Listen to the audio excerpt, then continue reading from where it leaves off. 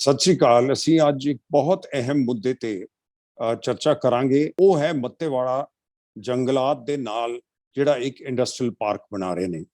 ਉਥੋਂ ਦੇ ਪੜ੍ਹੇ ਲਿਖੇ ਸਿਆਣੇ ਲੋਕ ਲੁਧਿਆਣੇ ਦੇ ਬਹੁਤ ਇਸ ਗੱਲ ਨੂੰ ਚੱਕ ਕੇ ਕਹਿ ਰਹੇ ਨੇ ਕਿ ਇਹ ਗਲਤ ਸਟੈਪ ਹੈ।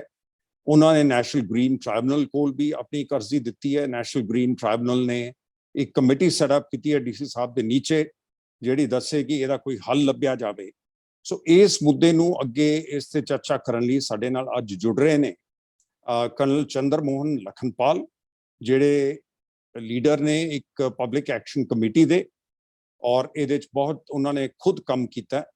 ਔਰ ਦੂਸਰੇ ਨੇ ਡਾਕਟਰ ਰਣਜੀਤ ਪਵਾਰ, ਜਿਹੜੇ ਸਾਡੇ ਨਾਲ ਸਾਡੀ ਪੋਲੀਟੀਕਲ ਪਾਰਟੀ ਸੁਨਹਿਰਾ ਪੰਜਾਬ ਪਾਰਟੀ ਚ ਜੁੜੇ ਹੋਏ ਨੇ, ਪਰ ਉਹਨਾਂ ਦਾ ਇਹੋ ਜਿਹੇ ਮੁੱਦਿਆਂ ਤੇ ਔਰ ਐਜੂਕੇਸ਼ਨ ਦੇ ਨਾਲ ਬਹੁਤ ਜ਼ਿਆਦਾ ਕੰਮ ਕੀਤਾ ਹੋਇਆ ਹੈ। ਸੋ ਇਹ ਦੋਨਾਂ ਦੇ ਨਾਲ ਅੱਜ ਮੈਂ ਗੱਲਬਾਤ ਕਰਾਂਗਾ ਔਰ ਇਸ ਮੁੱਦੇ ਨੂੰ ਅੱਗੇ ਵਧਾਵਾਂਗੇ। ਸਾਰਿਆਂ ਤੋਂ ਪਹਿਲਾਂ ਤਾਂ ਮੈਂ ਕਰਨਲ ਸਾਹਿਬ ਤੁਹਾਨੂੰ ਇਹ ਪੁੱਛਣਾ ਚਾਹਾਂਗਾ ਕਿ ਹੁਣ ਪੋਜੀਸ਼ਨ ਕੀ ਹੈ। ਮੈਂ ਗੂਗਲ ਕਰ ਰਿਹਾ ਸੀ, ਉੱਥੋਂ ਪਤਾ ਲੱਗਿਆ ਕਿ 3-4 ਮਹੀਨੇ ਪਹਿਲਾਂ ਨੈਸ਼ਨਲ ਗ੍ਰੀਨ ਟ੍ਰਾਈਬੂਨਲ ਨੇ ਇੱਕ ਕਮੇਟੀ ਸੈਟਅਪ ਕੀਤੀ ਸੀ, ਜਿਹੜੀ ਕਿ ਡੀਸੀ ਸਾਹਿਬ ਜਿਹੜੇ ਲੁਧਿਆਣੇ ਦੇ ਨੇ, ਉਹਨਾਂ ਦੀ ਡਿਊਟੀ ਲੱਗੀ ਸੀ ਕਿ ਅੱਗੇ ਲੱਗ ਕੇ ਇਹਦੇ ਵਿੱਚ ਕੋਈ ਰਸਤਾ ਲੱਭਣ ਕੀ ਲੱਭਿਆ ਜਾ ਸਕਦਾ ਹੈ। ਕੁਝ ਬੰਦੇ ਹਾਈ ਕੋਰਟ 'ਚ ਵੀ ਗਏ ਨੇ ਇਹਦੇ ਬਾਵਜੂਦ, ਕਿਉਂਕਿ ਇੱਕ ਮੇਰੇ ਖਿਆਲ ਇੱਕ ਸੁਪਰੀਮ ਕੋਰਟ ਦਾ ਵੀ ਆਰਡਰ ਆਇਆ ਕਿ ਨੈਸ਼ਨਲ ਗ੍ਰੀਨ ਟ੍ਰਾਈਬੂਨਲ ਠੀਕ ਹੈ, ਲੇਕਿਨ ਜਿਹੜੀਆਂ ਕੋਰਟਸ ਨੇ ਉਹਨਾਂ ਦੀ ਵੀ ਆਪਣੀ ਪੋਜੀਸ਼ਨ ਹੈ। ਸੋ ਮੈਨੂੰ ਲੱਗਦਾ ਕਈ ਬੰਦੇ ਕਈ ਪਾਸੇ ਕਈ ਟ੍ਰਾਈਬੂਨਲ ਤੇ ਕੋਰਟ ਦੇ ਵਿੱਚ ਗਏ ਹੋਏ ਨੇ। ਇਹਨਾਂ 'ਚ ਕੀ ਤਾਲਮੇਲ ਹੈ ਤੇ ਹੁਣ ਹਾਲਾਤ ਕੀ ਹੈ? ਜੇ ਤੁਸੀਂ ਸਾਨੂੰ ਇਹਦੇ ਬਾਰੇ ਵਾਕਫ ਕਰਾਓ ਤਾਂ ਫਿਰ ਉਦੋਂ ਗੱਲ ਅੱਗੇ ਵਧਾਈਏ। ਸਰ, ਸਭ ਤੋਂ ਪਹਿਲਾਂ ਤਾਂ ਜਿਹੜਾ ਨੈਸ਼ਨਲ ਗ੍ਰੀਨ ਟ੍ਰਿਬਿਊਨਲ ਹੈ, ਉਹਨਾਂ ਨੇ ਇੱਕ ਰੀਸੈਂਟਲੀ 2 ਮਹੀਨੇ ਤੋਂ ਪਹਿਲਾਂ ਉਹਨਾਂ ਨੇ ਰੂਲਿੰਗ ਦਿੱਤੀ ਸੀਗੀ ਕਿ ਸਾਡੇ ਕੁਝ ਪੀਸੀ ਦੇ ਮੈਂਬਰਸ ਆ, ਉਹਨਾਂ ਨੇ ਕੇਸ ਫਾਈਲ ਕੀਤਾ ਹੋਇਆ ਸੀਗਾ। ਉਹਦੇ ਤੇ ਕਿਹਾ ਸੀਗਾ ਕਿ ਲੁਧਿਆਣਾ ਡਿਸਟ੍ਰਿਕਟ ਨੂੰ district magistrate, that was DC, ਤੇ ਉਹਦੇ ਨਾਲ 3 ਮੈਂਬਰਸ ਹੋਰ ਜੋੜ ਕੇ 4 ਮੈਂਬਰ ਦੀ ਕਮੇਟੀ ਬਣਾ ਕੇ ਤੇ ਉਹਨਾਂ ਨੇ ਇੱਕ ਰਿਪੋਰਟ ਇੱਥੇ ਸਬਮਿਟ ਕਰਨੀ ਹੈ ਮੱਤੇਵਾੜਾ ਫਲੱਡ ਪਲੇਨਸ ਦੇ ਉੱਤੇ। Flood plains are related to everything, jungles, everything. ਉਹ ਤੇ ਇਹਨਾਂ ਨੇ ਰਿਪੋਰਟ, ਉਹਨਾਂ ਨੂੰ ਟਾਈਮ ਪੀਰੀਅਡ ਦਿੱਤਾ ਸੀਗਾ 2 ਮਹੀਨੇ ਦਾ, ਜਿਹੜਾ ਕਿ ਹਾਲੇ ਤੱਕ ਉਹ ਰਿਪੋਰਟ ਇਹਨਾਂ ਨੇ ਨਹੀਂ ਸਬਮਿਟ ਕੀਤੀ। ਅੱਜ ਮੈਂ ਸਵੇਰੇ ਚੈੱਕ ਕਰ ਰਿਹਾ ਸੀਗਾ, ਜਿਹੜੇ ਸਾਡੇ ਮੈਂਬਰਸ ਨੇ ਜਿਨ੍ਹਾਂ ਨੇ ਕੇਸ ਫਾਈਲ ਕੀਤਾ ਹੋਇਆ ਸੀ, ਉਹ ਕਹਿੰਦੇ ਸੀਗੇ ਵੀ ਹਾਲੇ ਤੱਕ ਉਹਨਾਂ ਨੂੰ ਕੋਈ ਇਹੋ ਜਿਹੀ ਇਨਫੋਰਮੇਸ਼ਨ ਨਹੀਂ ਹੈ ਕਿ ਡਿਪਟੀ ਕਮਿਸ਼ਨਰ ਦੇ ਥੱਲੇ ਜਿਹੜੀ ਕਮੇਟੀ ਬਣੀ ਹੈ ਉਹਨਾਂ ਨੇ ਕੋਈ ਇਹੋ ਜਿਹੀ ਰਿਪੋਰਟ ਦਿੱਤੀ ਸੀ। ਤੇ ਦੂਸਰਾ ਜਿਹੜਾ ਕੇਸ ਸੀਗਾ, ਇੱਕ ਲੋਅਰ ਕੋਰਟ ਦੇ ਵਿੱਚ ਪਹਿਲਾਂ ਜਿਹੜੀ ਇੱਕ ਉੱਥੇ ਸੇਖਵਾਂ ਪਿੰਡ ਹੈ, ਉਹਨਾਂ ਨੇ ਲੈਂਡ ਐਕਵਾਇਰ ਕਰ ਲਈ ਸੀ। ਉੱਥੇ ਸਾਰੀ ਜਿਹੜੀ ਹੈਗੀ ਪੋਪੂਲੇਸ਼ਨ ਜਿਹੜੀ ਹੈਗੀ ਬੜੀ ਪੂਅਰ ਬੈਕਗਰਾਊਂਡ ਚੋਂ ਹੈ। ਐਕਚੁਅਲੀ 65 ਦੇ ਵਿੱਚ ਇਹ ਸਾਰੇ ਲੋਕੀ ਜਿਹੜੇ ਸੀਗੇ, ਇਹ ਪਾਕਿਸਤਾਨ ਤੋਂ ਪਹਿਲਾਂ ਆਏ ਹੋਏ ਸੀ, ਪਰ ਇਹ ਅੰਮ੍ਰਿਤਸਰ ਦੇ ਵਿੱਚ ਸੀਗੇ, ਇਹਨਾਂ ਨੂੰ ਕੋਈ ਜਗ੍ਹਾ ਅਲਾਟ ਨਹੀਂ ਸੀ ਹੋਈਆਂ। So I think that time the Prime Minister Mr. Lal Bahadur Shastri and that time the Chief Minister Mr. Pratap Singh Kero, they decided to place them ਕਿ ਉਹਨਾਂ ਨੂੰ ਸਤਲੁਜ ਦੇ ਨਾਲ ਕੰਢੇ ਦੇ ਉੱਤੇ ਜਿਹੜੀਆਂ ਜਗ੍ਹਾ ਹੈਗੀਆਂ ਉੱਥੇ ਉਹਨਾਂ ਨੂੰ ਜ਼ਮੀਨ ਅਲਾਟ ਕੀਤੀ ਜਾਵੇ ਤੇ ਉੱਥੇ ਉਹਨਾਂ ਦੇ ਪਿੰਡ ਵਸਾਏ ਗਏ। ਹੌਲੀ ਹੌਲੀ ਉਹਨਾਂ ਨੂੰ ਜਿਹੜੀਆਂ ਜ਼ਮੀਨਾਂ ਮਿਲੀਆਂ ਸੀਗੀਆਂ, ਉਹ ਪੰਚਾਇਤੀ ਜ਼ਮੀਨਾਂ ਵੀ ਸੀਗੀਆਂ। ਪੰਚਾਇਤੀ ਜ਼ਮੀਨਾਂ ਜਿਹੜੀਆਂ ਸੀ ਉਹ ਵਾਹੁੰਦੇ ਸੀਗੇ, ਪਰ ਇਹ ਜਦੋਂ ਇਹਨਾਂ ਨੇ ਉਹਦੇ 'ਚ ਉਹਨਾਂ ਨੇ ਇੱਕ ਉਸ ਵੇਲੇ ਮਤਾ ਵੀ ਪਾਸ ਕੀਤਾ ਸੀ ਗ੍ਰਾਮ ਸਭਾ ਦੇ ਵਿੱਚ ਕਿ ਅਸੀਂ ਇਹ ਜ਼ਮੀਨ ਜਿਹੜੀ ਹੈਗੀ ਹੈ ਗਵਰਨਮੈਂਟ ਨੂੰ ਇਸ ਪ੍ਰੋਜੈਕਟ ਵਾਸਤੇ ਨਹੀਂ ਦੇਣਾ ਚਾਹੁੰਦੇ, ਕਿਉਂਕਿ ਸਾਡੀ ਲਾਈਵਲੀਹੁੱਡ ਹੈ, ਇੱਥੋਂ ਹੀ ਸਾਡੀ ਰੋਟੀ ਪਾਣੀ ਸਭ ਕੁਝ ਚੱਲਦਾ। ਤੇ ਡਿਸਪਾਈਟ ਆਫ ਦੈਟ ਉਹਨਾਂ ਨੇ ਸਰਪੰਚ ਨੂੰ, ਇੱਕ ਲੇਡੀ ਸਰਪੰਚ ਸੀ, ਉਹਨੂੰ ਰਾਤ ਨੂੰ ਲਿਜਾ ਕੇ ਤੇ ਉਹਨਾਂ ਨੇ ਕਿਸ ਤਰ੍ਹਾਂ ਉਹਦੀ ਰਜਿਸਟਰੀਆਂ ਕਰਵਾਈਆਂ ਤੇ ਉਹਨਾਂ ਤੋਂ ਸਾਈਨ ਕਰਵਾਏ, ਜਦ ਕਿ ਰਾਤ ਨੂੰ ਕੋਈ ਰਜਿਸਟਰੀਆਂ ਨਹੀਂ ਹੁੰਦੀਆਂ। ਇਹ ਕਰਾ ਕਰੂ ਕੇ ਤੇ ਉਹਨਾਂ ਨੇ ਉਹ ਲੈਂਡ ਜਿਹੜੀ ਸੀ ਉਹ ਐਕੁਇਜ਼ੀਸ਼ਨ ਪ੍ਰੋਸੈਸ ਦੇ ਵਿੱਚ ਪਾ ਲਏ। ਉਹਦੇ ਉੱਤੇ ਉੱਥੇ ਦੇ ਲੋਕਾਂ ਨੇ, ਸੇਖਵਾਂ ਪਿੰਡ ਦੇ ਲੋਕਾਂ ਨੇ ਮਿਲ ਕੇ ਸਾਰਿਆਂ ਨੇ ਇੱਕ ਕੇਸ ਪਾਇਆ ਹੋਇਆ ਸੀ, ਲੋਅਰ ਕੋਰਟ 'ਚ ਚੱਲ ਰਿਹਾ ਸੀਗਾ। ਆਈ ਥਿੰਕ ਨਾਓ ਹੁਣ ਉਹਨਾਂ ਦਾ ਲੇਟੈਸਟ ਇਹ ਵੀ ਸੁਣਨ 'ਚ ਆਇਆ ਕਿ ਉਹ ਹਾਈ ਕੋਰਟ ਦੇ ਵਿੱਚ ਵੀ ਉਹਨਾਂ ਨੇ ਅਪੀਲ ਪਾਈ ਹੈ ਇਹਦੇ ਉੱਤੇ ਸਟੇ ਲੈਣ ਨੂੰ, ਕਿਉਂਕਿ ਗਵਰਨਮੈਂਟ ਦੀਆਂ ਜਿਹੜੀਆਂ ਏਜੰਸੀਜ਼ ਆ ਉਹ ਇਹਨੂੰ ਲਗਾਤਾਰ ਪਰਸਿਊ ਕਰ ਰਹੀਆਂ। ਉਹ ਜਿਵੇਂ ਗਲਾਡਾ, ਪੁੱਡਾ, ਇਹ ਸਾਰੀਆਂ ਏਜੰਸੀ ਔਰ ਇੰਡਸਟਰੀਅਲ ਡਿਵੈਲਪਮੈਂਟ ਜਿਹੜੀ ਏਜੰਸੀ ਹੈਗੀ ਹੈ, ਉਹ ਇਹ ਸਾਰੇ ਮਿਲ ਕੇ ਇਹਨੂੰ ਬੜੇ ਛੇਤੀ ਲੱਗੇ ਹੋਏ ਆ ਵੀ ਇਹਨੂੰ ਜਲਦੀ ਤੋਂ ਜਲਦੀ ਇੰਪਲੀਮੈਂਟ ਕਰਨ ਦੀ ਕੋਸ਼ਿਸ਼ ਕਰੀਏ। ਤੇ with the change of government, change of guard, ਹੁਣ ਜਿਹੜਾ ਹੈਗਾ ਹਾਲੇ ਵੀ ਇਹ 'ਚ ਕੋਈ ਕਲੈਰਿਟੀ ਨਹੀਂ ਹੈ ਕਿ ਕੀ ਸਟੇਟਸ ਹੈ ਇਹਦਾ। ਪਰ ਰੋਜ਼ ਕੋਈ ਨਾ ਕੋਈ ਨਿਊਜ਼ ਲੱਗ ਜਾਂਦੀ ਹੈ ਜਿਹਦੇ 'ਚ ਇਹ ਪਤਾ ਲੱਗਦਾ ਕਿ ਹਾਂ ਵੀ they are still pursuing it and we are trying to fight it out. ਮੈਂ ਜੇ ਇੱਕ ਸੈਕਿੰਡ ਕਵਲ ਸਾਹਿਬ ਦੱਸਦੇ ਹਾਂ ਦਰਸ਼ਕਾਂ ਨੂੰ ਕਿ ਜਿਹੜਾ ਇੰਡਸਟਰੀਅਲ ਏਰੀਆ ਇਹਨਾਂ ਨੇ ਜਿਹੜਾ ਜੰਗਲ ਹੈ ਆਪਣਾ ਉਹ ਕੋਈ 2300 ਕਿੱਲੇ ਦਾ ਹੈ, 2300 ਏਕੜ 'ਚ। ਔਰ ਇਹ ਵੀ ਨਹੀਂ ਪਤਾ ਕਿ ਪੂਰਾ 2300 ਏਕੜ ਉਹ ਬਿਲਕੁਲ ਸੁਰੱਖਿਆ 'ਚ ਹੈ ਜਾਂ ਉਹਦੇ 'ਚ ਲੋਕਾਂ ਨੇ ਇਨਕਰੋਚਮੈਂਟ ਕੀਤੀ ਹੈ, ਕਿਉਂਕਿ ਜੇ ਸੈਟਲਾਈਟ ਪਿਕਚਰ ਜੀ ਉਸ ਏਰੀਏ ਦੀ ਮੈਂ ਹੁਣੇ ਦੇਖੀ ਹੈ, ਕਾਫੀ ਫੀਲਡ ਖੇਤ ਇੰਜ ਲੱਗਦੇ ਆ ਜਿਵੇਂ ਥੋੜੇ ਥੋੜੇ ਜੰਗਲ ਦੇ ਅੰਦਰ ਵੜਿਆ, ਜਿਵੇਂ ਸਾਰੀ ਜਗ੍ਹਾ ਹਿੰਦੁਸਤਾਨ 'ਚ ਹੋ ਰਿਹਾ ਹੈ। ਸੋ ਮੇਰਾ ਖਿਆਲ ਇਹ ਵੀ ਸਰਕਾਰ ਨੂੰ ਦੇਖਣਾ ਚਾਹੀਦਾ। ਔਰ ਦੂਜਾ ਜਿਹੜਾ ਤੁਸੀਂ ਦੱਸ ਰਹੇ ਹੋ, ਇਹ 3 ਪਿੰਡਾਂ ਦੀ ਜਿਹੜੀ ਪੰਚਾਇਤੀ ਲੈਂਡ ਇਹਨਾਂ ਨੇ ਲਈ ਹੈ, ਇਹ ਹੈਗੀ ਤਕਰੀਬਨ 400 ਕਿੱਲੇ ਤਾਂ ਉਹ ਹੈ ਜਿਹੜੀ ਤੁਸੀਂ ਸੇਖਵਾਂ ਦੇ ਕਹਿੰਦੇ ਆ, 27 ਇੱਕ ਹੈਗੀ ਹੈ ਸਲਾਮਪੁਰ, ਤੇ 203 ਕਿੱਲੇ ਦੂਜੀ ਹੈ। ਸੋ ਇਹ ਤਕਰੀਬਨ ਅੱਧ ਚ ਹੈ। ਇਹਨਾਂ ਨੇ ਕੋਈ ਇੰਡਸਟਰੀਅਲ ਏਰੀਆ ਬਣਾਉਣਾ ਹੈ 950 ਏਕੜ ਦਾ ਜੀ। ਸੋ ਉਹਦੇ ਚੋਂ ਤਕਰੀਬਨ ਅੱਧੀ ਇਹਨਾਂ ਨੇ ਇਹਨਾਂ ਦੇ 3 ਪਿੰਡਾਂ ਦੀ ਜਿਹੜੀ ਪੰਚਾਇਤੀ ਲੈਂਡ ਹੈ ਉਹਦੇ ਚੋਂ ਲੈ ਰਹੇ ਨੇ। ਔਰ ਇਹ ਲੈਂਡ ਜਿਹੜੀ ਹੈ ਜੇ ਸਮਝਾ ਦਈਏ ਬਿਲਕੁਲ ਨਾਲ ਲੱਗਦੀ ਹੈ ਜੰਗਲ ਦੇ, ਇੱਕ ਪਾਸੇ ਦਰਿਆ ਦੇ ਨਾਲ ਸਤਲੁਜ ਨਾਲ ਲੱਗਦੀ ਹੈ ਔਰ ਦੂਜੇ ਪਾਸੇ ਜੰਗਲ ਦੇ ਨਾਲ ਲੱਗਦੀ ਹੈ। ਤੋ ਕਹਿਣ ਦੀ ਗੱਲ ਇਹ ਹੈ ਕਿ ਜੇ ਤੁਸੀਂ ਬਿਲਕੁਲ ਜੰਗਲ ਦੇ ਨਾਲ ਜੋੜ ਦੋਗੇ ਇੰਡਸਟਰੀਅਲ ਏਰੀਆ ਜਾਂ ਕੋਈ ਵੀ ਚੀਜ਼, ਭਾਵੇਂ ਕਾਲੋਨੀ ਵੀ ਕੱਟਦੇ ਹੋ, ਤਾਂ ਜਿਹੜੇ ਜਾਨਵਰ ਵਗੈਰਾ ਦੱਸਿਆ ਜਾਂਦਾ ਹੈ ਰੋਪੜ ਵਗੈਰਾ ਏਰੀਏ ਤੋਂ ਨਹਿਰ ਦੇ ਦਰਿਆ ਦੇ ਨਾਲ ਇੱਥੇ ਤਾਈਂ ਆ ਜਾਂਦੇ ਨੇ, ਉਹਨਾਂ ਦੀ ਜਿਹੜੀ ਮੂਵਮੈਂਟ ਹੈ ਉਹਦੇ 'ਚ ਫਰਕ ਪਏਗਾ, ਉਹਦੇ 'ਚ ਰੁਕਾਵਟ ਆਏਗੀ। ਇਹਦੇ 'ਚ ਨਾ ਮੈਨੂੰ ਲੱਗਦਾ ਨੇ ਜਿਹੜੇ ਇੰਡਸਟਰੀ ਪਲਾਨ ਕੀਤੀ ਹੈ ਉਹਦੇ 'ਚ ਕੋਈ ਕੋਰੀਡੋਰ ਛੱਡੇ ਨੇ, ਇਹਨਾਂ ਨੇ ਨੈਚੁਰਲ ਹੈਬਿਟੈਟ ਜਿਹੜੇ ਉੱਥੋਂ ਦਾ ਹੈ ਉਹਨੂੰ ਡਿਸਟਰਬ ਕਰਨਗੇ, ਕਿਉਂਕਿ ਜੇ ਪੂਰੀ ਦੀ ਪੂਰੀ ਇੰਡਸਟਰੀ ਬਣਾ ਕੇ ਤੁਸੀਂ ਉਹਦੇ ਨਾਲ ਜਕੜ ਦੋਗੇ, ਫਿਰ ਉਹ ਇੱਕ ਤਰ੍ਹਾਂ ਨਾਲ ਜਿਹੜਾ ਜੰਗਲ ਹੈ ਉਹ ਆਈਸੋਲੇਟ ਹੋ ਗਿਆ, ਉਹ ਬਿਲਕੁਲ ਟਾਪੂ ਬਣਾਤਾ ਉਹਦਾ, ਜਦ ਕਿ ਜੰਗਲਾਤ ਮਿਲਣਾ ਚਾਹੀਦਾ। ਕੀ ਇਹ ਗੱਲ ਠੀਕ ਹੈ? ਕੀ ਤੁਹਾਡਾ ਰਿਐਕਸ਼ਨ ਹੈ ਸਰ? ਇਹਦੇ 'ਚ ਏਦਾਂ ਹੈ ਕਿ 3 ਪੈਚਸ ਹੈ ਜੰਗਲ ਦੇ। ਇੱਕ ਵੱਡਾ ਪੈਚ ਜਿਹੜਾ ਹੈਗਾ ਉਹ ਮੱਤੇਵਾੜਾ ਜੰਗਲ ਦਾ, ਫਿਰ ਇੱਕ ਹੋਰ ਪੈਚ ਹੈ ਉਹ ਹੈਦਰ ਜੰਗਲ ਹੈ ਕਹਿਲਾਉਂਦਾ, ਤੇ ਤੀਸਰਾ ਪੈਚ ਜਿਹੜਾ ਹੈਗਾ ਉਹ ਜਸਪਾਲ ਕਾਦਰ ਹੈ। ਇਹ 3 ਪੈਚਸ ਨੇ ਇਨ ਦ ਕਲੋਜ਼ ਵਿਸਿਨਿਟੀ ਔਰ ਇਨ ਬਿਟਵੀਨ ਦਿਸ, ਜਿੱਦਾਂ ਤੁਸੀਂ ਦੱਸਿਆ ਡਿਸਕ੍ਰਾਈਬ ਕੀਤਾ ਕਿ 3 ਪਿੰਡਾਂ ਦੀ ਜਿਹੜੀ ਲੈਂਡ ਇਹਨਾਂ ਨੇ ਪੰਚਾਇਤੀ ਲੈਂਡ ਐਕਵਾਇਰ ਕੀਤੀ ਹੈ, ਪਲੱਸ ਇੱਥੇ 2 ਰਿਸਰਚ ਸੈਂਟਰ ਸੀਗੇ PAU ਦੇ, ਪੰਜਾਬ ਐਗਰੀਕਲਚਰ ਯੂਨੀਵਰਸਿਟੀ। ਇੱਕ ਤਾਂ ਆਲੂ ਫਾਰਮ ਹੈ, ਪੋਟੈਟੋ ਰਿਸਰਚ ਸੈਂਟਰ ਹੈ, ਇੱਕ ਹੋਰ ਕੋਈ ਰਿਸਰਚ ਸੈਂਟਰ ਹੈ। ਇਹਨਾਂ ਸਾਰੀ ਲੈਂਡ ਇਹਨਾਂ ਨੇ ਉਹਨੂੰ ਡਿਸਮੈਂਟਲ ਕਰਕੇ ਉਹ ਸਾਰੀ ਵਿੱਚ ਪਾਤੀ। ਔਰ ਇਹ 3 ਜੰਗਲਾਂ ਨੂੰ ਜਿਹੜੀ ਹੈ ਉਹਦੇ ਬਿਲਕੁਲ ਸੈਂਟਰ 'ਚ, ਔਰ ਨਾਰਦਰਨ ਸਾਈਡ ਦੇ ਉੱਤੇ ਇਹ ਜਿਹੜਾ ਹੈਗਾ ਸਤਲੁਜ ਦੇ ਬਿਲਕੁਲ ਬੰਦ ਦੇ ਨਾਲ 25-30 ਮੀਟਰ ਵੀ ਨਹੀਂ ਉੱਥੋਂ ਦੂਰ ਹੈ, ਉਹਨੂੰ ਟੱਚ ਕਰਦੀ ਹੋਈ ਇਹ ਲੈਂਡ ਜਿਹੜੀ ਤਿੰਨੋਂ ਜੰਗਲਾਂ ਨੂੰ ਡਿਵਾਈਡ ਕਰਦੀ ਹੈ ਔਰ ਸਤਲੁਜ ਦੇ ਨਾਲ ਲੱਗਦੀ ਹੈ। ਔਰ ਜਿਹੜੀਆਂ ਵੀ ਜਿੰਨੀਆਂ ਵੀ ਰੂਲਿੰਗਸ ਹੈਗੀਆਂ ਕਿ ਜੰਗਲ ਦੇ ਕੋਲ ਤੁਸੀਂ ਨਹੀਂ ਲਾ ਸਕਦੇ ਇਹ ਚੀਜ਼ਾਂ, and it was declared as no construction zone earlier, but it's kind courtesy the previous chief minister mister Amarinder Singh, he land use ਨੂੰ ਚੇਂਜ ਕਰ ਦਿੱਤਾ ਉਹਨਾਂ ਨੇ ਕਰਕੇ, ਔਰ ਆਪਣੇ ਆਪ ਆਰਬਿਟਰਰੀਲੀ they had taken the decision of constituting this particular thing। 2019 ਚ ਕੀਤਾ ਹੈ ਜੀ ਇਹਨਾਂ, 2019 ਚ। ਜੀ ਜੀ। ਮੈਂ ਜੇ ਹੁਣ ਡਾਕਟਰ ਸਾਹਿਬ ਨੂੰ ਅੰਦਰ ਲਿਆਵਾਂ, ਡਾਕਟਰ ਸਾਹਿਬ ਤੁਹਾਡਾ ਕੀ ਵਿਚਾਰ ਹੈ, ਕਿਵੇਂ ਤੁਸੀਂ ਜੁੜੇ ਹੋ ਇਸ ਮੁਹਿੰਮ ਨਾਲ? ਸਰ, ਮੱਤੇਵਾੜਾ ਜੰਗਲਾਤ ਦੇ ਨੇੜੇ ਟੈਕਸਟਾਈਲ ਇੰਡਸਟਰੀ ਪਾਰਕ ਬਣਨ ਦੇ ਨਾਲ ਸਾਨੂੰ ਕੀ ਕਿਉਂ ਫਿਕਰਮੰਦ ਹੋਣਾ ਚਾਹੀਦਾ? ਸਭ ਤੋਂ ਪਹਿਲਾਂ ਮੈਂ ਥੋੜਾ ਜਿਹਾ ਇਸ ਦੇ ਬਾਰੇ ਦੱਸਣਾ ਚਾਹੂੰਗੀ ਕਿ ਈਕੋਸਿਸਟਮ ਸਾਡਾ ਇੱਕ ਬਹੁਤ ਹੀ ਨਾਜ਼ੁਕ ਸਿਸਟਮ ਹੈ। ਔਰ ਮੈਂ ਇਹ ਵੀ ਦੱਸਣਾ ਚਾਹੂੰ ਕਿ ਈਕੋਸਿਸਟਮ ਅਸੀਂ ਕਿਸ ਚੀਜ਼ ਨੂੰ ਕਹਿੰਦੇ ਹਾਂ। ਈਕੋਸਿਸਟਮ ਸਾਡੇ ਮਾਹੌਲ ਦੇ ਵਿੱਚ ਜਿੰਨੇ ਕੁਦਰਤੀ ਤਾਕਤਾਂ, ਮੈਂ ਉਹਨਾਂ ਨੂੰ ਕਹੂੰਗੀ, ਪਾਣੀ, ਹਵਾ, ਧਰਤੀ, ਰੁੱਖ, ਬੂਟੇ, ਜਾਨਵਰ, ਮਨੁੱਖ, ਇਹ ਸਾਰਿਆਂ ਨੂੰ ਮਿਲਾ ਕੇ ਤੇ ਦਰਿਆ, ਪਾਣੀ ਜਦੋਂ ਆਪਾਂ ਗੱਲ ਕਰਦੇ ਹਾਂ, ਈਕੋਸਿਸਟਮ ਬਣਦਾ। ਔਰ ਇਹ ਸਾਰੇ ਇੱਕ ਬੜੇ ਨਾਜ਼ੁਕ ਤਰੀਕੇ ਨਾਲ ਇੱਕ ਦੂਜੇ ਤੇ ਮੁਨਸਰ ਨੇ, ਇੱਕ ਦੂਜੇ ਨਾਲ ਜੁੜੇ ਹੋਏ ਨੇ, ਪ੍ਰਫੁੱਲਿਤ ਹੋਣ ਲਈ ਤੇ ਸਹੀ ਤਰੀਕੇ ਨਾਲ ਨੇਚਰ ਦੇ ਸਾਈਕਲ ਨੂੰ ਚਲਾਉਣ ਲਈ।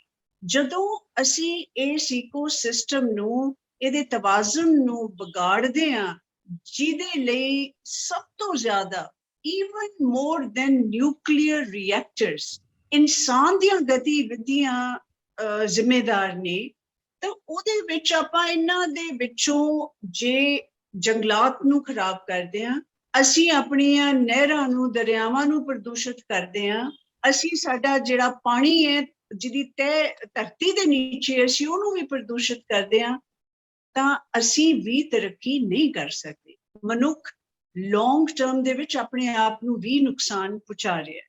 ਹੁਣ ਜਿਹੜਾ ਇਹ ਟੈਕਸਟਾਈਲ ਪਾਰਕ ਬਿਲਕੁਲ ਸਤਲੁਜ ਦਰਿਆ ਦੇ ਕੰਢੇ ਤੇ ਬਣਾਉਣ ਦਾ ਪਲਾਨ ਚੱਲ ਰਿਹਾ ਹੈ, ਤੇ ਨਾਲੇ ਮੱਤੇਵਾੜਾ, ਹਾਇਦਰ ਤੇ ਜਿਹੜਾ ਤੀਜਾ ਹਿੱਸਾ ਹੈਗਾ ਜੰਗਲਾਤ ਦਾ, ਉਹਦੇ ਨਜ਼ਦੀਕ ਬਣਾਉਣ ਦਾ। ਸਭ ਤੋਂ ਪਹਿਲਾਂ ਤਾਂ ਟੈਕਸਟਾਈਲ ਇੰਡਸਟਰੀ ਸਭ ਤੋਂ ਜ਼ਿਆਦਾ ਪ੍ਰਦੂਸ਼ਣ ਕਰਨ ਵਾਲੀ ਇੰਡਸਟਰੀ ਹੈ। ਆਲਰੇਡੀ ਜਿਹੜਾ ਲੁਧਿਆਣਾ ਹੈ ਉਹਦੇ ਵਿੱਚ ਬੁੱਢਾ ਨਾਲਾ ਇੰਨਾ ਗੰਦਾ ਹੋ ਚੁੱਕਿਆ ਹੈ ਕਿ ਉਹ ਗੰਦ ਸੀਪ ਕਰਕੇ ਸਾਰੀ ਧਰਤੀ ਦੇ ਵਿੱਚ ਆਲੇ ਦੁਆਲੇ ਜਾਂਦਾ ਹੈ। ਜਿਹੜੀਆਂ ਉੱਥੇ ਸਬਜ਼ੀਆਂ ਵੀ ਉਗਦੀਆਂ ਨੇ, ਜਿਹੜੀਆਂ ਅਸੀਂ ਖਾਂਦੇ ਆ, ਉਹਨਾਂ ਦੇ ਵਿੱਚ ਵੀ ਹੈਵੀ ਮੈਟਲਸ ਹੈਗੇ ਨੇ। ਜਿਹੜਾ ਚਾਰਾ ਪਸ਼ੂ ਖਾਂਦੇ ਨੇ ਉਹਨਾਂ ਦੇ ਵਿੱਚ, ਉਹਨਾਂ ਦੇ ਦੁੱਧ ਦੇ ਵਿੱਚ ਵੀ ਸਾਨੂੰ ਉਹ ਟੌਕਸਿਕ ਮੈਟਲਸ ਆਉਂਦੇ ਨੇ। ਤੇ ਬੁੱਢਾ ਨਾਲਾ ਆਲਰੇਡੀ ਟ੍ਰਿਬਿਊਟਰੀ ਹੈ, ਸਤਲੁਜ ਵਿੱਚ ਪੈਂਦਾ ਹੈ। ਸਤਲੁਜ ਆਲਰੇਡੀ ਬਹੁਤ ਜ਼ਿਆਦਾ ਪ੍ਰਦੂਸ਼ਿਤ ਹੈ, ਤੇ ਅਸੀਂ ਜਿਹੜੀ ਰਹਿੰਦੀ ਸਹਿੰਦੀ ਵੀ ਉਹਦੀ ਕਸਰ ਹੈ ਉਹ ਇਹ ਜੇ ਟੈਕਸਟਾਈਲ ਪਾਰਕ ਦੇ ਨਾਲ ਪੂਰੀ ਕਰਾਂਗੇ। ਮੈਂ ਸਮਝ ਗਿਆ ਡਾਕਟਰ ਸਾਹਿਬ। ਮੈਂ ਜੇ ਇਹਦੇ ਚ ਦੱਸਦਾ, ਦੇਖੋ ਬਾਬਾ ਜੀ ਸੀਚੇਵਾਲ ਉਹ ਤਾਂ ਹੁਣ ਆਪ ਦੀ ਟਿਕਟ ਤੇ ਰਾਜ ਸਭਾ ਦੇ ਮੈਂਬਰ ਬਣ ਗਏ। ਉਹ ਸਾਨੂੰ ਮਿਲਣ ਆਏ ਸੀਗੇ ਇਲੈਕਸ਼ਨਾਂ ਤੋਂ ਪਹਿਲਾਂ, ਉਹਨਾਂ ਨਾਲ ਮੁਲਾਕਾਤ ਕੀਤੀ ਸੀ। ਉਹ ਇਸੇ ਮੁਹਿੰਮ ਚ ਦੱਸ ਰਹੇ ਸੀ ਕਿ ਬੁੱਢੇ ਨਾਲੇ ਚ ਉਹਨਾਂ ਨੇ ਵੀ ਬੁੱਢੇ ਨਾਲੇ ਦਾ ਮੁੱਦਾ ਉਠਾਇਆ ਕਿ ਜਦ ਤਾਈਂ ਤੁਸੀਂ ਜਿਹੜੀ ਹੁਣ ਇੰਡਸਟਰੀ ਲੱਗੀ ਉਹਦੀ ਐਫਲੂਐਂਟ ਟ੍ਰੀਟਮੈਂਟ ਕਰਕੇ ਸੁਪਰਵਾਈਜ਼ ਨਹੀਂ ਕਰਦੇ ਕਿ ਜਿਹੜਾ ਪਾਣੀ ਉਹ ਕੱਢਦੇ ਨੇ ਉਹ ਸਾਫ਼ ਕਰਕੇ ਫਿਰ ਬੁੱਢੇ ਨਾਲੇ ਚ ਪਾਣ, ਫਿਰ ਇੱਕ ਜੇ ਨਵੀਂ ਇੰਡਸਟਰੀ ਲਾ ਦੋਗੇ ਉਹਦੇ ਚ ਕੀ ਤੁਸੀਂ ਇਤਬਾਰ ਕਰ ਸਕਦੇ ਹੋ? ਉੱਥੇ ਜਿਹੜੀ ਇੰਡਸਟਰੀ ਲੱਗੇਗੀ ਉਹ ਇਹ ਕੰਮ ਨਹੀਂ ਕਰੂਗੀ, ਕਿਉਂਕਿ ਤਾਂ ਹੀ ਤੁਸੀਂ ਦਰਿਆ ਦੇ ਨਾਲ ਜੋੜਨਾ ਚਾਹੁੰਦੇ ਹੋ। ਔਰ ਮੈਨੂੰ ਇਹ ਦੱਸਿਆ ਜਾਂਦਾ ਹੈ ਕਿ ਕਈ ਜਗ੍ਹਾ ਇੰਡਸਟਰੀ ਵਾਲਿਆਂ ਨੇ ਕਿ ਉਹਨਾਂ ਦਾ ਚਲਾਨ ਨਾ ਹੋਵੇ, ਉਹਨਾਂ ਨੇ ਥੱਲੇ ਬੋਰ ਕਰਕੇ ਉਹ ਥੱਲੇ ਜ਼ਮੀਨ ਦੇ ਹੀ ਆਪਣਾ ਗੰਦਾ ਪਾਣੀ ਪਾਈ ਜਾਂਦੇ ਹੈ। ਜਿਹੜਾ ਥੱਲੇ ਜਿਹੜਾ ਪੀਣ ਵਾਲੇ ਪਾਣੀ ਆ ਉਹ ਉਹਦੇ ਨਾਲ ਅਫੈਕਟ ਹੁੰਦਾ। ਮੈਂ ਕਰਨਲ ਸਾਹਿਬ ਨੂੰ ਇਹ ਪੁੱਛੂੰਗਾ ਕਿ ਕਰਨਲ ਸਾਹਿਬ ਇਹ ਦੋਨੋਂ ਮੁਹਿੰਮਾਂ ਨੂੰ ਮੇਰੇ ਖਿਆਲ ਜੋੜਨਾ ਚਾਹੀਦਾ ਹੈ ਕਿ ਪਹਿਲਾਂ ਲੁਧਿਆਣੇ ਦੇ ਅੰਦਰ ਤੁਸੀਂ ਕੁਝ ਕੀਤਾ ਨਹੀਂ, ਹੁਣ ਇੱਥੋਂ ਇੰਡਸਟਰੀ ਚੱਕ ਕੇ ਇੱਥੇ ਲਿਆਓਗੇ, ਪਹਿਲਾਂ ਸਾਨੂੰ ਉੱਥੇ ਕਰਕੇ ਦਿਖਾਓ। ਜੇ ਉੱਥੇ ਤੁਸੀਂ ਐਫਲੂਐਂਟ ਟ੍ਰੀਟਮੈਂਟ ਠੀਕ ਕਰਦੇ ਹੋ ਤਾਂ ਤੁਹਾਡੀ ਗੱਲ ਮੰਨੀਏ ਕਿ ਚਲੋ ਇੰਡਸਟਰੀਅਲ ਡਿਵੈਲਪਮੈਂਟ ਤਾਂ ਹੋਣੀ ਹੈ, ਪਰ ਇਸ ਤਰੀਕੇ ਨਾਲ ਹੋਣੀ ਚਾਹੀਦੀ ਹੈ ਜਿਹਦੇ ਨਾਲ ਫੋਰੈਸਟ ਵੀ ਇਫੈਕਟ ਨਾ ਹੋਵੇ ਔਰ ਜਿਹੜਾ ਪਾਣੀ ਸਤਲੁਜ ਚ ਜਾਣਾ ਉਹ ਵੀ ਗੰਦਾ ਨਾ ਹੋਵੇ। ਮੇਰੇ ਖਿਆਲ ਦੋਨੋਂ ਤਿੰਨੋਂ ਚੀਜ਼ਾਂ ਨੂੰ ਜੋੜਨਾ ਚਾਹੀਦਾ ਹੈ। ਕੀ ਵਿਚਾਰ ਹੈ ਤੁਹਾਡਾ ਕਰਨਲ ਸਾਹਿਬ? ਸਰ ਤੁਸੀਂ ਬਿਲਕੁਲ ਠੀਕ ਕਿਹਾ। ਇਹ ਐਕਚੁਅਲੀ ਜਿਹੜਾ ਏਰੀਆ ਨਾ ਜੀ, ਇਹ ਇੱਕ ਐਸਾ ਸੈਗਮੈਂਟ ਹੈ, ਇੱਕ ਐਸੀ ਪੋਲੀਟੀਕਲੀ ਵੀ ਆਪਾਂ ਜੇ ਦੇਖੀਏ ਇੱਕ ਐਸੀ ਕੌਂਸਟੀਚੁਐਂਸੀ ਹੈ, ਸਾਹਨੇਵਾਲ ਕੌਂਸਟੀਚੁਐਂਸੀ, ਜਿਹੜੀ ਕਿ ਪੰਜਾਬ 'ਚ ਸਭ ਨਾਲੋਂ ਵਰਸਟ ਪ੍ਰਦੂਸ਼ਿਤ ਕੌਂਸਟੀਚੁਐਂਸੀ ਹੈ ਇਨ ਆਲ ਰਿਸਪੈਕਟਸ। ਇਹਦੇ ਵਿੱਚ ਹੀ ਸਾਰਾ ਕੁਝ ਤੁਹਾਡਾ ਬੁੱਢਾ ਦਰਿਆ ਇੱਥੋਂ ਓਰੀਜਨੇਟ ਹੁੰਦਾ ਹੈ, ਬੁੱਢਾ ਦਰਿਆ ਇੱਥੋਂ ਪ੍ਰਦੂਸ਼ਿਤ ਹੁੰਦਾ ਹੈ, ਉਹਦਾ ਪ੍ਰਦੂਸ਼ਣ ਸ਼ੁਰੂ ਹੁੰਦਾ ਹੈ। ਇੱਥੇ ਹੀ ਤੁਹਾਡਾ ਧਨਾਸ਼ੂ ਸਾਈਕਲ ਪਾਰਕ ਵੈਲੀ ਉਹਨਾਂ ਨੇ ਬਣਾਤੀ ਹੈ ਵਿਦਆਊਟ ਐਨੀ ਪ੍ਰੋਪਰ ਇਨਫਰਾਸਟਰਕਚਰ, ਜਿਹਦਾ ਪਾਣੀ ਜਿੱਦਾਂ ਤੁਸੀਂ ਕਿਹਾ ਉਹ ਧਰਤੀ 'ਚ ਪਾ ਰਿਹਾ। ਹੀਰੋ ਸਾਈਕਲ ਦਾ 100 ਏਕੜ ਦਾ ਪ੍ਰੋਜੈਕਟ ਲੱਗਿਆ ਹੋਇਆ, ਦੇयर इज नो ਪ੍ਰੋਵੀਜ਼ਨ ਕਿ ਉਹ ਕਿੱਥੇ ਪੋਲਿਊਟਡ ਪਾਣੀ ਉਹਨਾਂ ਦਾ ਜਾ ਰਿਹਾ। ਉਹ ਓਬਵੀਅਸਲੀ ਉਹ ਜਿੱਦਾਂ ਤੁਸੀਂ ਦੱਸਿਆ ਉਸ ਧਰਤੀ 'ਚ ਜਾ ਰਿਹਾ। ਏਦਾਂ ਹੀ ਜਿਹੜੀ ਹੋਰ ਉਸ ਏਰੀਆ ਦੇ ਵਿੱਚ ਜਿੰਨੀਆਂ ਵੀ ਇੰਡਸਟਰੀਜ਼ ਹੋਰ ਲੱਗੀਆਂ, ਡਾਈਇੰਗ ਇੰਡਸਟਰੀ ਹੈ, ਕਈ ਇੰਡਸਟਰੀਜ਼ ਹੋਰ, ਉਹਨਾਂ ਦਾ ਸਾਰਿਆਂ ਦੇ ਸਾਰਾ ਪਾਣੀ ਧਰਤੀ ਦੇ ਵਿੱਚ ਜਾ ਰਿਹਾ ਜਾਂ ਬੁੱਢੇ ਦਰਿਆ 'ਚ ਆ ਰਿਹਾ। ਤੇ ਇਹ ਤੋਂ ਇਲਾਵਾ ਉਹ ਜਿਹੜਾ ਫਲੱਡ ਪਲੇਨ ਏਰੀਆ ਹੈ, ਫਲੱਡ ਪਲੇਨ ਏਰੀਆ ਜਿਹੜਾ ਹੈਗਾ ਉਹ ਐਕਸਟੈਂਸ਼ਨ ਆਫ ਰਿਵਰ ਦਾ ਜਿਹੜਾ ਪੁਰਾਣਾ ਬੇਸਿਨ ਹੈ, ਉਹਦਾ ਐਕਸਟੈਂਸ਼ਨ ਪੁਰਾਣਾ ਫਲੋ ਹੈ ਉੱਥੇ। ਔਰ ਨੈਚੁਰਲ ਤਰੀਕੇ ਦੇ ਨਾਲ ਉਸ ਫਲੱਡ ਪਲੇਨ ਦੇ ਵਿੱਚ ਜਿਹੜਾ ਪਾਣੀ ਦਾ ਲੈਵਲ ਹੈ ਇਟ ਇਜ਼ 10, 12, 15 ਫੁੱਟ ਹੈ। ਔਰ ਜਦੋਂ ਫਲੱਡ ਆਉਂਦੇ ਆ ਉਹ 10, 12, 15 ਫੁੱਟ ਤੇ ਆ ਜਾਂਦਾ ਹੈ। ਜਦੋਂ ਫਲੱਡ ਚ ਹਟ ਜਾਂਦੇ ਆ ਉਹ ਪਾਣੀ ਥੱਲੇ ਚਲੇ ਜਾਂਦਾ। ਉਹ ਪਾਣੀ ਜਿਹੜਾ ਹੈਗਾ ਉੱਥੇ ਲੇਕਸ ਹੈ, there are famous lakes like oxbow lake is existing. ਔਰ 2019 ਦੇ ਜਦੋਂ ਫਲੱਡ ਆਏ ਆ ਉਹ ਆਪਣੇ ਆਪ, ਉਹਦਾ ਕੋਈ ਲਿੰਕ ਨਹੀਂ ਦਿਖਦਾ ਵਿਜ਼ੀਬਲੀ, ਆਪਾਂ ਜੇ ਦੇਖੀਏ ਕੋਈ ਲਿੰਕ ਨਹੀਂ ਹੈ ਸਤਲੁਜ ਦੇ ਨਾਲ। ਪਰ ਧਰਤੀ ਦੇ ਥੱਲੋਂ ਜਿਹੜੇ ਅੰਡਰਗਰਾਊਂਡ ਚੈਨਲਸ ਨੇ ਉਹਦੇ ਥਰੂ ਸਤਲੁਜ ਜਦੋਂ ਫਲੱਡ ਆਉਂਦਾ ਉਹ ਪਾਣੀ ਉਹ ਲੇਕ 'ਚ ਦੇਖਦੇ ਦੇਖਦੇ ਉੱਪਰ ਚੜ ਜਾਂਦਾ, ਪੂਰੀ ਲੇਕ ਭਰ ਜਾਂਦੀ ਹੈ। ਔਰ ਉਹ ਲੇਕਸ ਨੂੰ ਅਸੀਂ ਸਾਰਿਆਂ ਨੂੰ ਬਲੌਕ ਕਰ ਰਹੇ ਹਾਂ। ਔਰ ਉਹ ਜਿਹੜਾ ਪਾਣੀ ਹੈ ਉਹ ਫਿਰ gradually that water which comes into the lakes, ਉਹ ਫੀਡ ਕਰਦੀ ਹੈ ਸਾਡੇ ਜਿਹੜੇ ਸਬ ਸੋਇਲ ਵਾਟਰ ਹੈ, ਉਹਨੂੰ ਫੀਡ ਕਰਦੇ ਆ ਕੌਨਸਟੈਂਟਲੀ। ਹੌਲੀ ਹੌਲੀ ਉਹ ਪਾਣੀ ਥੱਲੇ ਚਲੇ ਜਾਂਦਾ ਹੈ। ਇਸ ਚੀਜ਼ ਨੂੰ, ਇਸ ਇੰਡਸਟਰੀ ਨੂੰ ਚਾਹੀਦਾ ਹੈਗਾ ਪਾਣੀ। ਦੇ ਆਰ ਦ ਗਜ਼ਲਰਸ, ਇਹਨਾਂ ਨੂੰ ਪਾਣੀ ਚਾਹੀਦਾ, ਪਾਣੀ ਲੈਂਦੇ ਨੇ, ਵਰਤਦੇ ਨੇ, ਔਰ ਗੰਦਾ ਪਾਣੀ ਧਰਤੀ ਨੂੰ ਜਾਂ ਦਰਿਆ ਨੂੰ ਵਾਪਸ ਦੇ ਦਿੰਦੇ ਆ। ਨਾ, this kind of industry and this kind of activities are not acceptable। ਉਹ ਪਾਣੀ ਦੇ ਉੱਤੇ ਹਰ ਇਨਸਾਨ ਦਾ ਹੱਕ ਹੈ, ਔਰ ਜੇ ਉਸ ਪਾਣੀ ਨੂੰ ਅਸੀਂ ਇਸ ਵਰਤੋਂ 'ਚ ਲਿਆ ਕੇ ਇਸ ਤਰੀਕੇ ਨਾਲ ਉਹਦਾ ਮਿਸਯੂਜ਼ ਕੀਤਾ, ਨੈਗਲੈਕਟ ਕੀਤਾ, ਔਰ ਉਹਦੇ ਨਾਲ ਕੀ ਹੋਣਾ ਕਿ ਜੇ ਉਹ ਪਾਣੀ ਹੁਣ ਆਲਰੇਡੀ ਉੱਥੇ ਕਈ ਜਗ੍ਹਾ ਦੇ ਉੱਤੇ ਪਾਣੀ ਦੀ ਰੰਗਤ ਜਿਹੜੀ ਉਹ ਚੇਂਜ ਹੋ ਗਈ ਹੈ, ਉਹ ਲਾਲ ਰੰਗ ਦਾ ਪਾਣੀ ਆ ਰਿਹਾ, ਪ੍ਰਦੂਸ਼ਿਤ ਪਾਣੀ ਨਿਕਲ ਰਿਹਾ ਹੈ। ਅਸੀਂ ਧਰਤੀ ਨੂੰ ਦੇਖ ਰਹੇ ਹਾਂ, ਆਪਾਂ ਕੱਢੀ ਜਾ ਰਹੇ ਹਾਂ, ਵਾਪਸ ਆਪਾਂ ਦੇ ਨਹੀਂ ਰਹੇ ਕੁਝ ਵੀ, ਗੰਦ ਦੇ ਰਹੇ ਹਾਂ ਉਹਨੂੰ, ਧਰਤੀ ਨੂੰ। ਸੋ ਇਸ ਤਰੀਕੇ ਨਾਲ ਜਿਹੜਾ ਹੈਗਾ ਉਹ ਪੂਰਾ ਦਾ ਪੂਰਾ ਸੈਗਮੈਂਟ ਜਿਹੜਾ ਹੈਗਾ ਉਹ ਸਵਾਏ ਪ੍ਰਦੂਸ਼ਣ ਤੇ ਹੋਰ ਕੁਝ ਨਹੀਂ, ਏਅਰ ਪ੍ਰਦੂਸ਼ਣ ਮੈਕਸਿਮਮ, ਪਾਣੀ ਦਾ ਤੁਹਾਨੂੰ ਦੱਸਤਾ। ਠੀਕ ਹੈ ਜੀ। ਇਸ ਚੀਜ਼ ਦਾ ਅਲਟੀਮੇਟ ਜੰਗਲ ਤੋਂ ਉੱਤੇ ਆ ਰਿਹਾ। ਹਾਂਜੀ, ਹੁਣ ਇਹਨੂੰ ਆਪਾਂ ਇੰਜ ਕਰਦੇ ਆ, NGT ਦੀ ਤਾਂ ਦੇਖ ਲੈਣ, ਇਹਨਾਂ ਨੇ ਕਮ ਸੇ ਕਮ ਜਿਹੜੀ ਕਮੇਟੀ ਬਣਾਈ ਸੀ, ਉਹ ਜਿਹੜੇ ਤੁਸੀਂ ਐਕਟਿਵਿਸਟ ਹੈਗੇ ਆ, ਤੁਹਾਨੂੰ ਤਾਂ ਸਾਰਿਆਂ ਨੂੰ ਬੁਲਾ ਕੇ ਤੁਹਾਡੇ ਨਾਲ ਗੱਲ ਕਰਨੀ ਚਾਹੀਦੀ ਹੈ। ਜੇ DC ਸਾਹਿਬ ਨੇ ਹਲੇ ਗੱਲ ਹੀ ਨਹੀਂ ਕੀਤੀ ਤਾਂ ਉਹ ਕਮੇਟੀ ਕੀ ਦੱਸੇਗੀ NGT ਨੂੰ? ਜਾਂ ਉਹਨਾਂ ਨੇ ਸਰਕਾਰ ਦੇ ਡਿਪਾਰਟਮੈਂਟਾਂ ਨਾਲ ਹੀ ਗੱਲ ਕਰਕੇ ਜਵਾਬ ਦੇ ਰਹਿਣਾ, ਫਿਰ ਤਾਂ ਉਹੀ ਆਪਣਾ ਤਰੀਕਾ ਲੱਭਣਗੇ ਜਾਂ ਇਹ ਦੱਸਣਗੇ NGT ਨੂੰ ਕਿ ਕਿਉਂ ਬਣਾਉਣਾ ਹੈ ਜੀ, ਇਹਦੇ 'ਚ ਕੋਈ ਨੁਕਸਾਨ ਨਹੀਂ ਹੈ। ਐਗਜ਼ੈਕਟਲੀ, ਤੁਸੀਂ ਬਿਲਕੁਲ ਸਹੀ ਕਹਿ ਰਹੇ ਹੋ। ਇਸ ਤੇ ਜਿਹੜੀ ਅੰਦਰ ਦੀ ਜਿਹੜੀ ਸਾਨੂੰ ਖਬਰ ਮਿਲਦੀ ਹੈ, ਉਹਦੇ ਤੇ ਇਹੀ ਡਾਇਰੈਕਸ਼ਨਸ ਹੈ ਇਹਨਾਂ ਨੂੰ ਕਿ ਤੁਸੀਂ ਇਹਨੂੰ ਕਿਸ ਤਰੀਕੇ ਨਾਲ ਇਹਨੂੰ ਆਪਾਂ ਪ੍ਰੈਜ਼ੈਂਟ ਕਰੀਏ ਟੂ NGT ਤਾਂ ਕਿ ਇਹ ਪ੍ਰੋਜੈਕਟ ਨੂੰ ਜਿਹੜਾ ਆਪਾਂ ਅੱਗੇ ਚਲਾ ਸਕੀਏ। ਇਹ ਇਹਨਾਂ ਦਾ ਐਟੀਟਿਊਡ ਹੈ।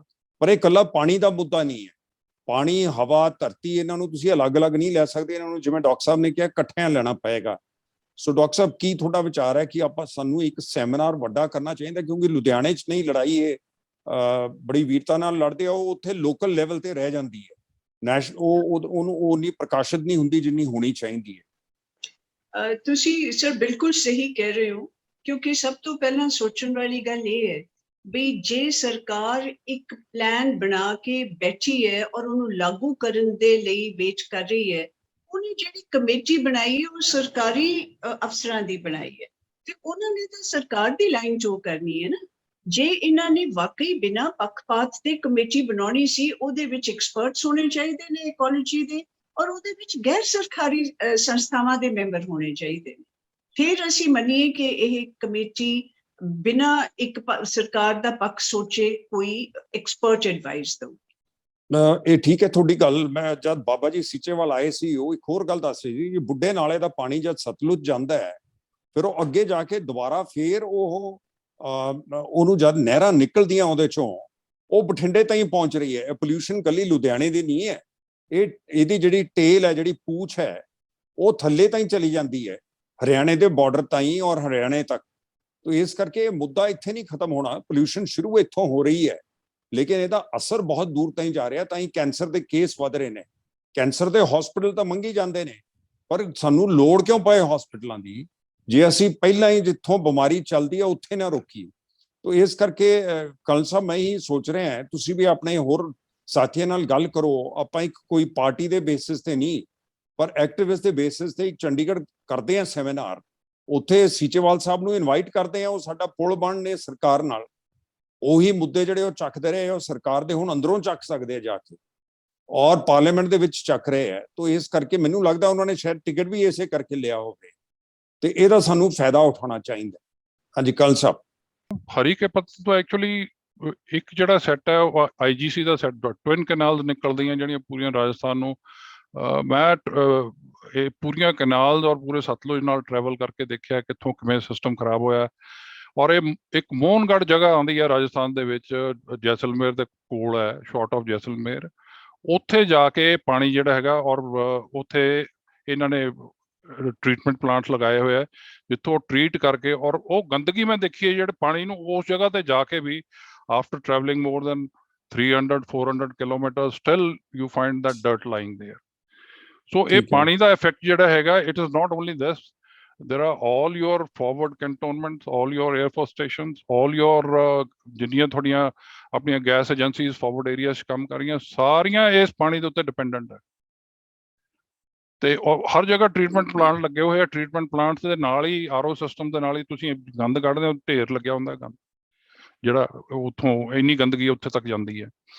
ਸੋ ਕਹਿਣ ਦਾ ਭਾਵ ਇਹ ਹੈ ਵੀ ਇਸ ਚੀਜ਼ ਨੂੰ ਆਪਾਂ ਨੂੰ ਹਰ ਹਾਲਤ 'ਚ ਰੋਕਣਾ ਚਾਹੀਦਾ। ਔਰ ਬੁੱਢਾ ਦਰਿਆ ਜਿਹੜਾ ਹੈਗਾ ਉਹ ਇੱਕ ਬੁੱਢਾ ਦਰਿਆ ਨਹੀਂ, ਇਹਦੇ ਡਾਇਰੈਕਟ ਅਸੀਂ ਥਰੂ ਭੱਟੀਆ ਟ੍ਰੀਟਮੈਂਟ ਪਲਾਂਟ ਜਿਹੜਾ ਹੈਗਾ ਉੱਥੋਂ ਇਹ ਚੈਨਲ ਬਣਾ ਕੇ ਸਿੱਧਾ ਅਸੀਂ ਪ੍ਰਦੂਸ਼ਿਤ ਪਾਣੀ ਸਤਲੁਜ ਨੂੰ ਡਾਇਰੈਕਟਲੀ ਵੀ ਦੇ ਰਹੇ।